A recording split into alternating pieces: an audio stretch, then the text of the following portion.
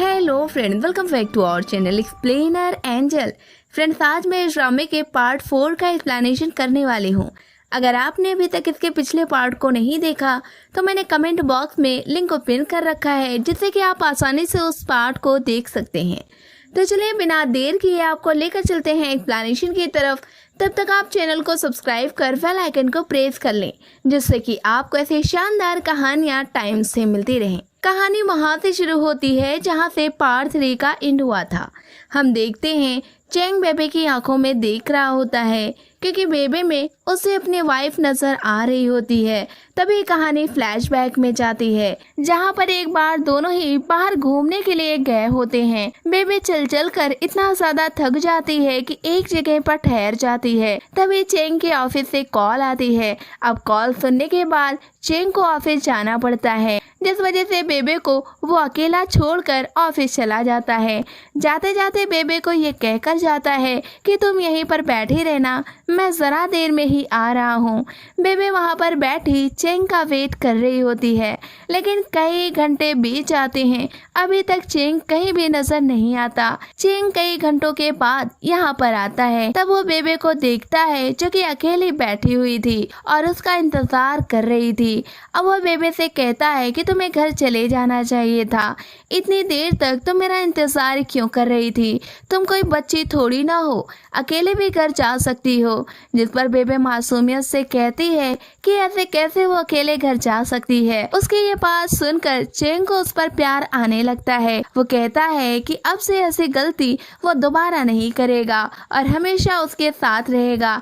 ये कहकर बेबे को गले से लगा लेता है, फिर उसे किस करने लगता है। और तभी सीन % में आती है, जहाँ पर बेबे पास्ट की बातें याद करते हुए चैंग के इतना ज़्यादा करीब चली जाती है कि प्रेजेंट टाइम में भी दोनों किस करने लगते हैं। बेबे भी खुद को रोक नहीं पाती और किस कर रही होती है। थोड़ी देर बाद वो चैंग को खुद से दूर करती है। तभी चैंग के पास उसके असिस्टेंट की कॉल आती है, जो फौरन उसे कंपनी बुलाती है। लेकिन चैंग आज जाने से इनकार कर देता है, कहता है कि जो भी मसले हो तुम खुद ही देख लो। अब चैंग बेबे से कहता है कि उसके पैर में काफी दर्द हो रहा है, वो उसे पिगी बैग राइड देगा।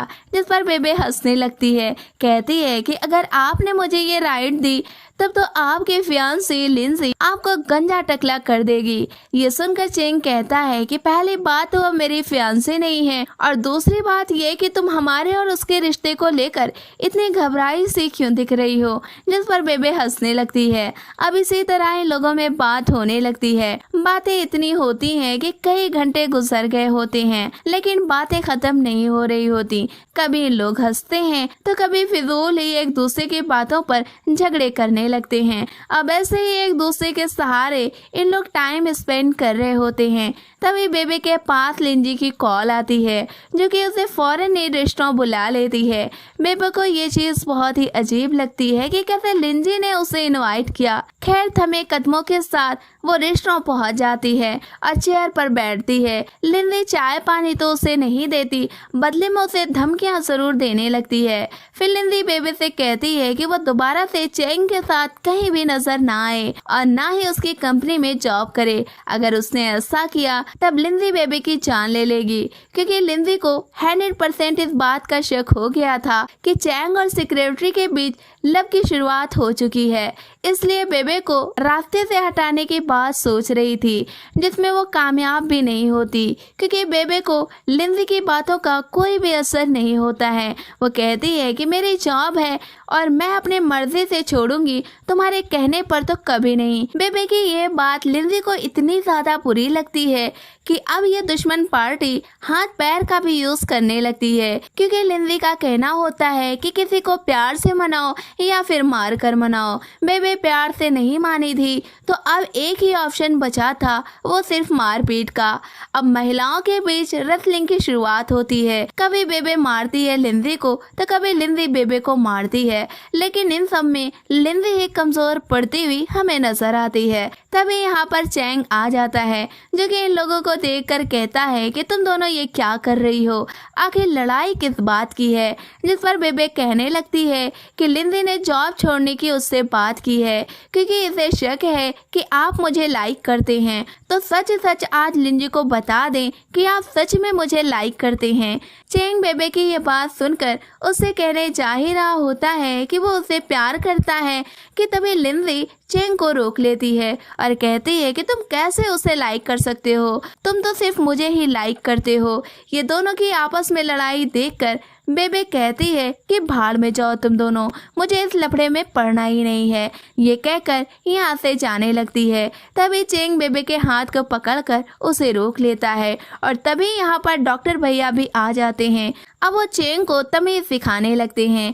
कहते हैं कि गर्ल्स की रिस्पेक्ट करनी चाहिए, तुम कैसे बेबे के हाथ को पकड़ सकते हो। जिस पर चेंग कहता है कि तुम तो वही हो जो कि हॉस्पिटल में डॉक्टर के रूप में काम करते हो, आखिर तुम्हारा इसके साथ कौन सा रिश्ता है, तुम हमेशा ही इसका साथ देने के लिए पहुंच जाते हो। हॉस्पिटल में भी तुमने इसका साथ ही दिया है, इस बात को मैंने खुद अपनी आंखों से देखा है। चेंग को रोकने के लिए फौरन ही बेबे पहुंच जाती है कि कहीं डॉक्टर भैया रिश्ते को लेकर कोई बातें न बता दें।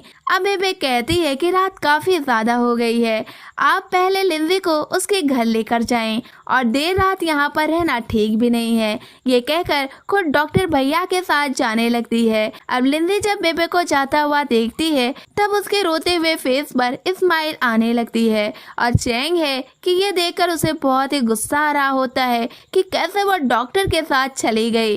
खैर सबर का घूंट चेंग को पीना पड़ता है। अब वो अपनी कार पर जाकर बैठ जाता है और अपने घर की तरफ जाने लगता है।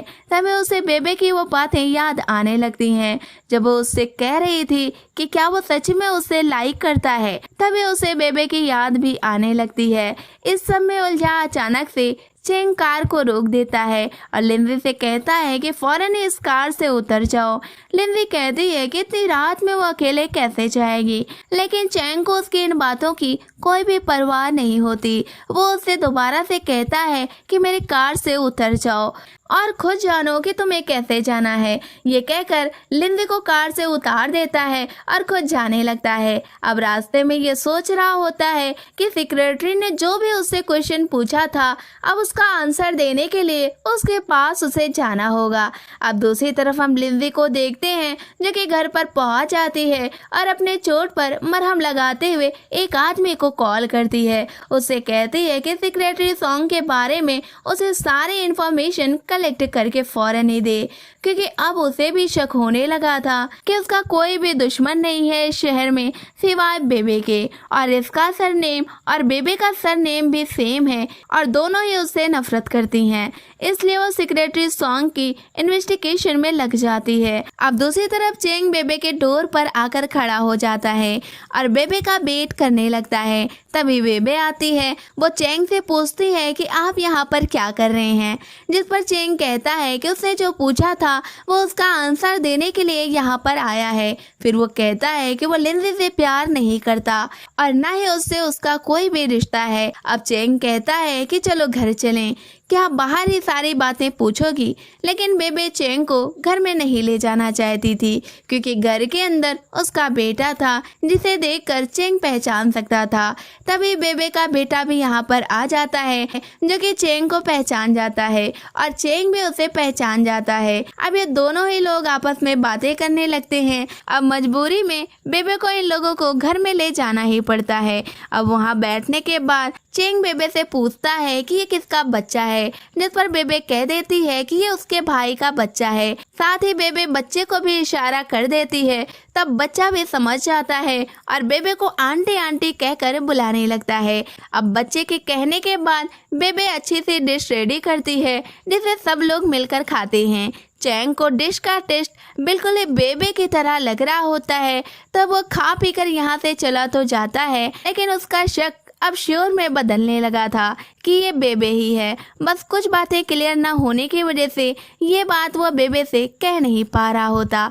यही सोचते हुए वो घर आ जाता है। अब नेक्स्ट डे बेबे ऑफिस जाती है, तब वो देखती है कि चेंग ऑफिस में नहीं है। ये देखकर वो अपने कलीग से पूछती है, जिस पर वो बता देती है कि आज से 6 साल पहले बॉस की वाइफ अचानक ही गायब हो गई, इसीलिए वो आज के दिन बहुत ही सैड रहते हैं और एक माउंटेन पर जाकर अपनी वाइफ को याद करते हैं। वहाँ पर उन्होंने एक फेक ग्रेव भी बना ली है जिससे सारा दिन बातें करते बैठे रहते हैं।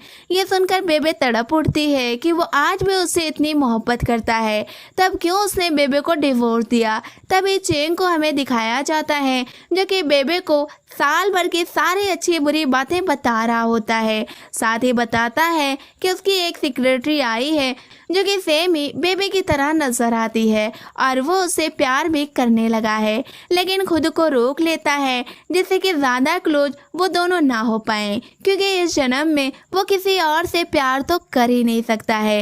ये बातें करते करते चैंग पास्ट में जाता है जहाँ पर ये बात पता चलती है कि चैंग बेबे से असल में बहुत प्यार करता था, लेकिन फिर एक बार चैंग पर बहुत ज़्यादा कर्ज हो गया था जिसको अगर वो ना पे कर पाता तब उसके साथ बेबे की भी लाइफ खराब हो जाती।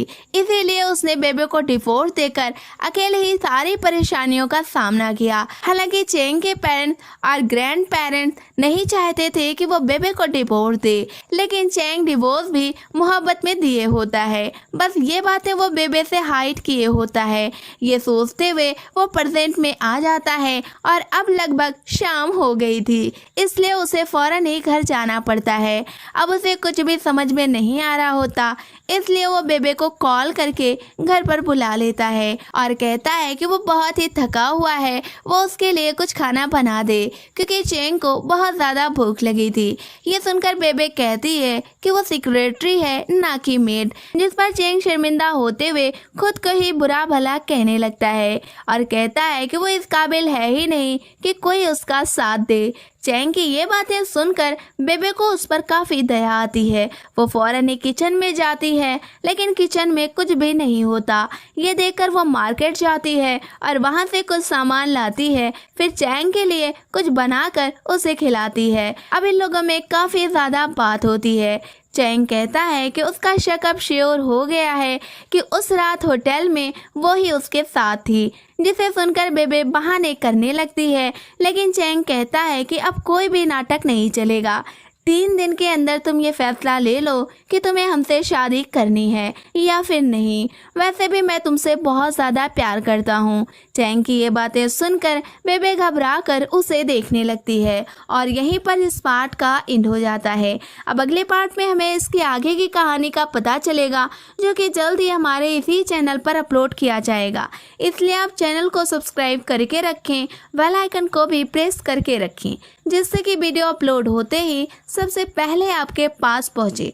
तो फ्रेंड्स, ये कहानी आपको कैसी लगी हमें कमेंट बॉक्स में ज़रूर बताएं। वीडियो को लाइक करें, शेयर करें। मिलते हैं हम आपसे नेक्स्ट वीडियो में, तब तक के लिए टेक केयर।